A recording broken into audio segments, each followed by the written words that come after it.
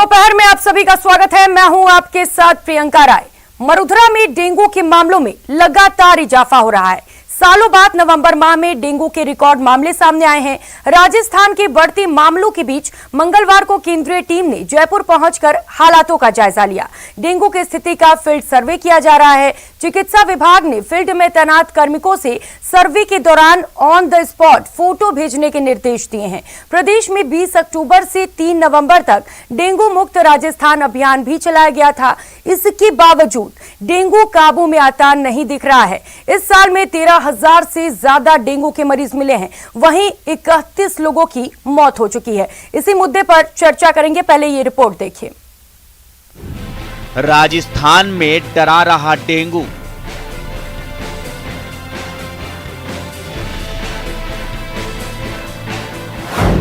तेरह 13,000 से ज्यादा मरीज, 30 से ज्यादा मौतें।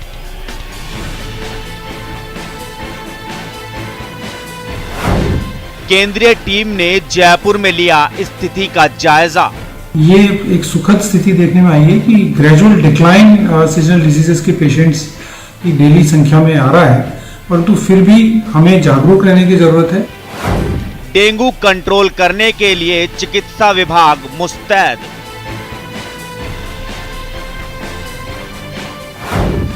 फील्ड अधिकारियों और सर्वे दल को खास निर्देश।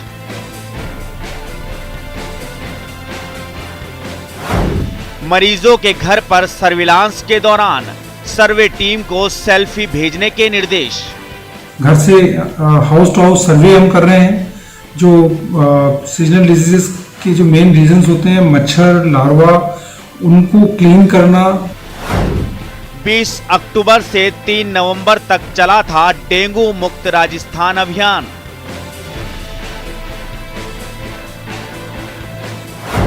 अभियान के बावजूद डेंगू के मामलों में इजाफा।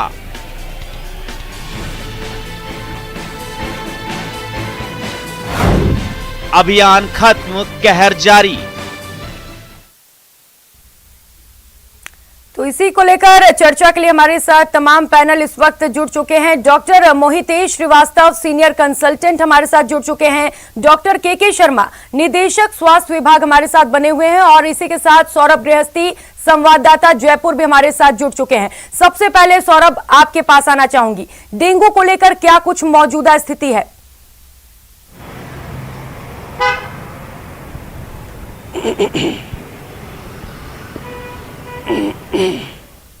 सौरभ, मेरी आवाज आ रही है आप तक?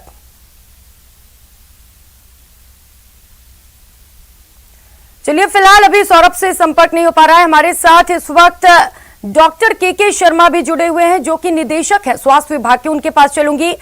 सर, क्या कुछ स्थिति अभी डेंगू को लेकर प्रदेश में?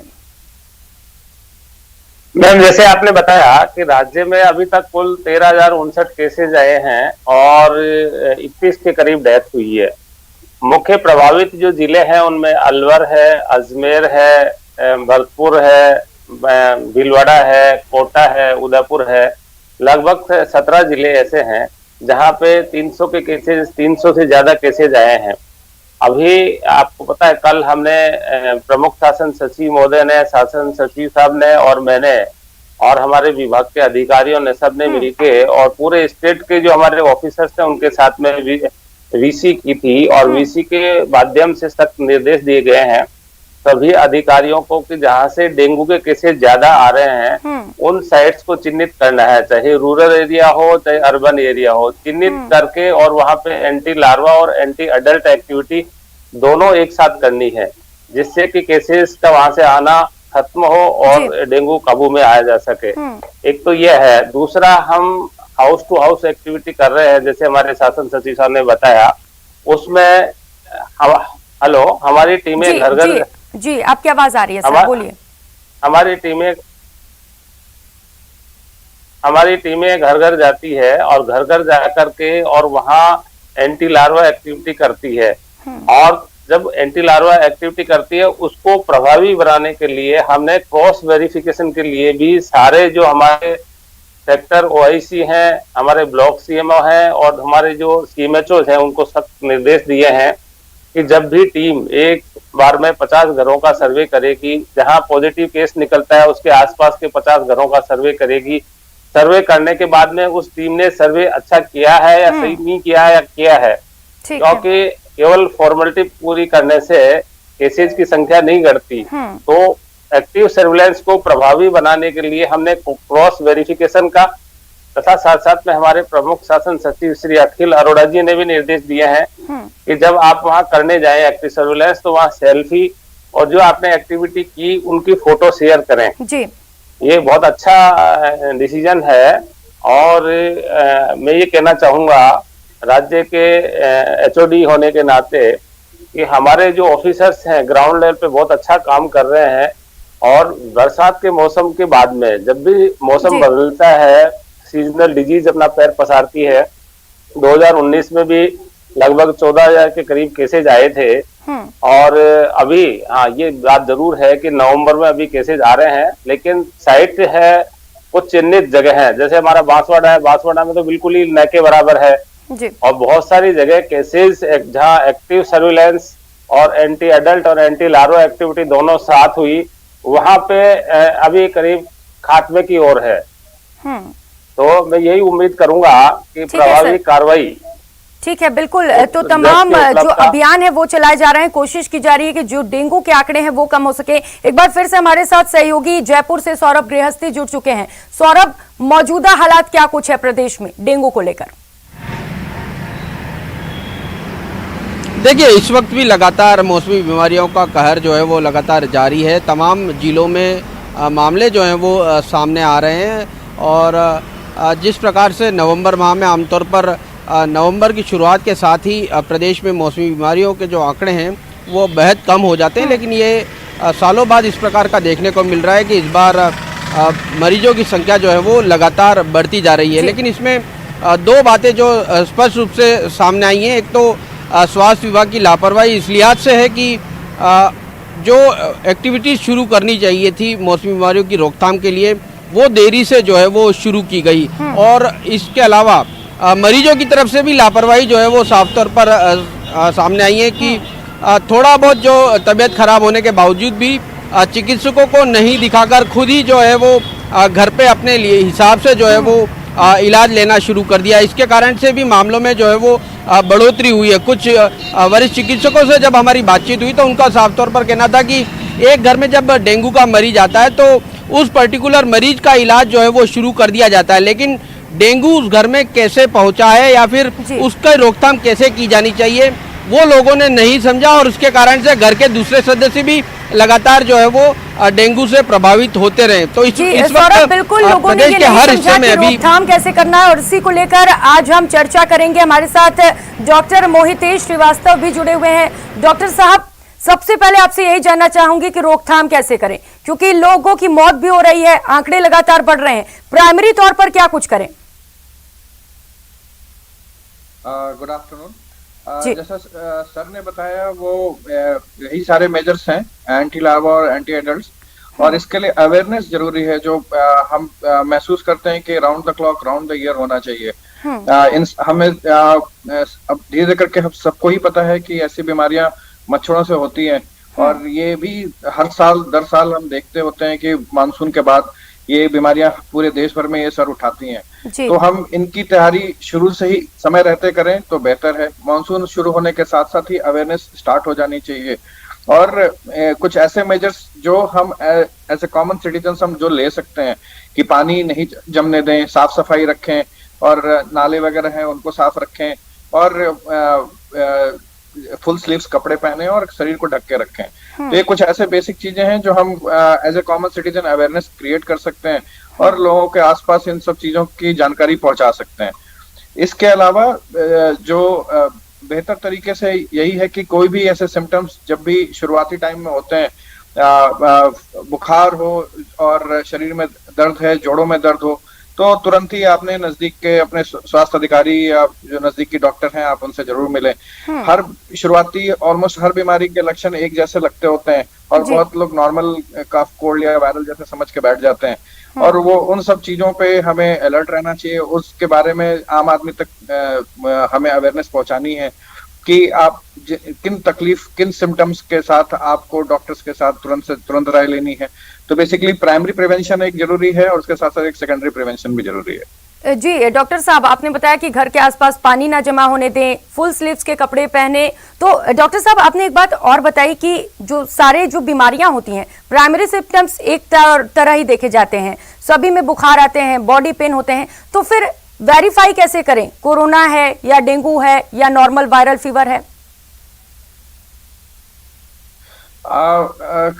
समझने वाली बात यह है कि शुरुआत के 2 या 3 दिन तो कोई भी तमाम इन्फेक्शन में, चाहे वो नॉर्मल सर्दी खांसी वाला वायरल हो, डेंगू हो, कोविड हो, एक जैसे ही सिम्टम्स आते हैं। लेकिन डेंगू में ज्यादा से ज्यादा लोगों में हम जो देखते हैं उसमें बॉडी एक काफी होता है, हाई ग्रेड फीवर काफी आता है और जोड़ों में दर्द काफी होता है। ये स्पेसिफिक सिम्टम हमें डेंगू में काफी दिखता होता है, जो दूसरी बीमारियों से फर्क दिखाता है। नॉर्मल जो वायरल होते हैं उसमें कफ कोल्ड के साइंस ज्यादा मिलते हैं और बहुत हाई ग्रेड फीवर नहीं आता है और शरीर में उतना पेन भी नहीं होता है। कोविड के सिम्टम्स जैसे जैसे धीरे धीरे लोगों को पता चल गए हैं, फीवर आता है, उसमें जुकाम खांसी के साथ साथ वो फीवर थोड़ा लंबे दिन तक भी बन सकता है और कई बार सांस में तकलीफ होनी या फिर लॉस ऑफ स्मेल, ये जैसे फीलिंग आती है लोगों को। तो high grade fever with body ache, with joint pain, with eyes के हेडेक, आंख के पीछे पेन होना, उसको हम रेट्रो और वाइटल पेन बोलते हैं। ये सारे सिम्टम्स हमें इंडिकेट करते हैं और specific to season, specially monsoon के बाद है या मानसून के दौरान है या उस समय पीरियड के साथ चल रहा है, तो सबसे पहले हमें dengue as a first diagnosis लेके चलना चाहिए और उसी के हिसाब से हमें कार्रवाई करनी चाहिए। और जैसे हमने कोविड में भी देखा, हर मरीज सीरियस नहीं होता, तो डेंगू में भी हर मरीज सीरियस नहीं होता है। पैनिक होने से ज्यादा जरूरी है कि हम अपने आप को हाइड्रेशन ठीक रखें, लोगों को अवेयर करें और फीवर अगर 2 या 3 दिन तक खिंच रहा है और सिम्टम बने हुए हैं तो जरूर नजदीकी अस्पताल या डॉक्टर से आप जरूर सलाह लें।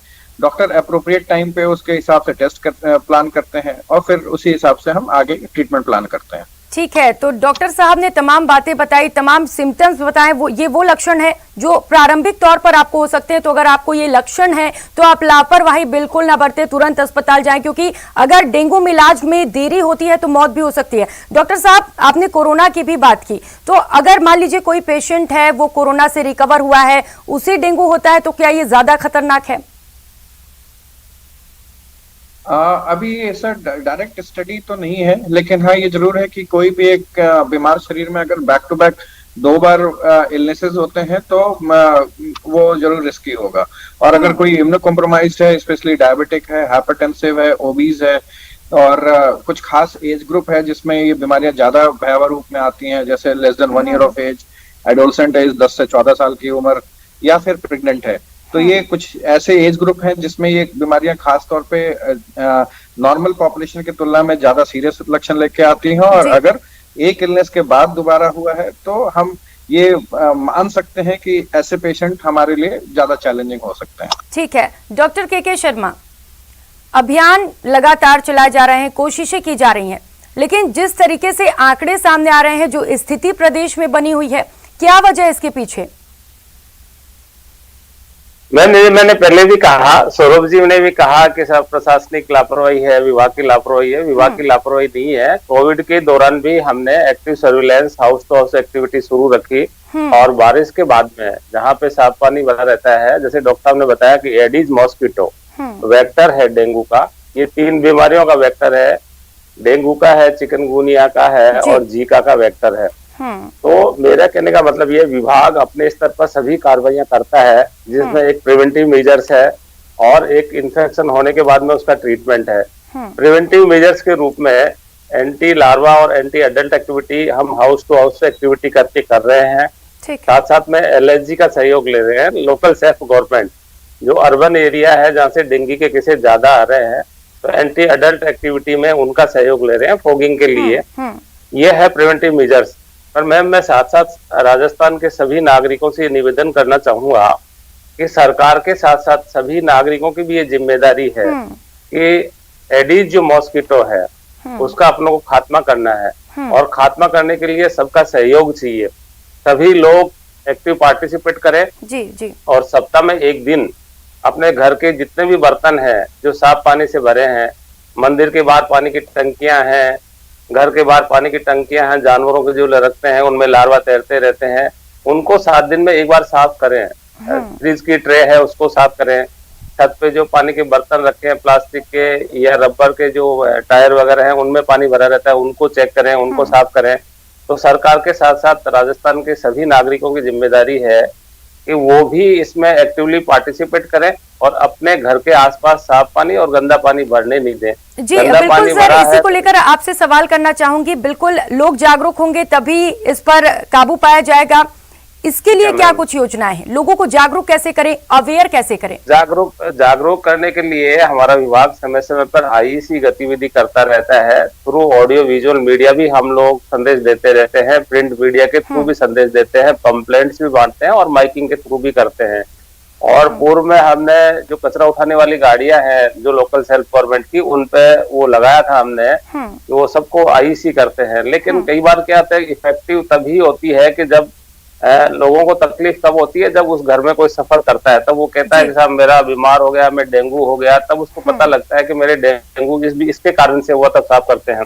तो मेरा तो सभी से निवेदन है, पूरे राजस्थान के समस्त नागरिकों से निवेदन है कि सरकार के साथ साथ अपनी भागीदारी सुनिश्चित करें और डेंगू कंट्रोल करने में मदद करें। सरकार अपने स्तर पर हर संभावित एक्टिविटी कर रही है, जिसमें आपको मैंने बताया प्रिवेंटिव मेजर्स, एंटी लार्वा और anti adult activity with the help of LSG local self government के साथ में। और दूसरा आता है जो टॉपिक आता है कि ग्रसित हो गया, मान लो सपोज कोई इन्फेक्टेड हो गया डेंगू से, और डेंगू से होने के बाद उसका ट्रीटमेंट है। ट्रीटमेंट में डॉक्टर साहब ने बताया कि 2 प्रकार का हेमोरेजिक डेंगू होता है, डेंगू शॉक सिंड्रोम होता है। तो इसमें 80% तो सेल्फ लिमिटिंग डिजीज है, ज्यादा उसमें असिस्टेंट की जरूरत नहीं होती है। हाइड्रेशन प्रॉपर मेंटेन करें, फीवर के लिए पैरासीटामोल लें और कंप्लीट बेड रेस्ट करें, लिक्विड डाइट लें, उसी से ठीक हो जाता है। फिर भी आपको अगर डेंजर साइन लगते हैं, डेंजर साइन नाक से ब्लीडिंग होती है, कफ में खून आता है, स्टूल में खून आता है, तो आपके नजदीकी जो स्वास्थ्य केंद्र है, हमारे सामुदायिक स्वास्थ्य केंद्र है, जिला अस्पताल है, प्राथमिक स्वास्थ्य केंद्र है, वहां जाके नजदीकी और चिकित्सक से सलाह लें। तो मैं सभी लोगों से ये संदेश भी देना चाहूंगा कि अगर मान लो आपको ऐसा लगता है कि डेंगू बुखार हो सकता है या जोड़ों में दर्द, सिर दर्द, सीवियर फीवर होता है, तो एनाल्जेसिक के रूप में केवल पैरासीटामोल लें, दूसरी एनाल्जेसिक ड्रग नहीं ले। ठीक है डॉक्टर मोहितेश श्रीवास्तव, जैसा कि डॉक्टर के शर्मा ने तमाम उपाय बताए कि क्या कुछ करें, आप क्या कुछ कहेंगे? लोग क्या कुछ करें अगर उनको डेंगू हो जाता है तो किस तरीके से प्रिकॉशंस लें, क्या दवाइयां लें, क्या कुछ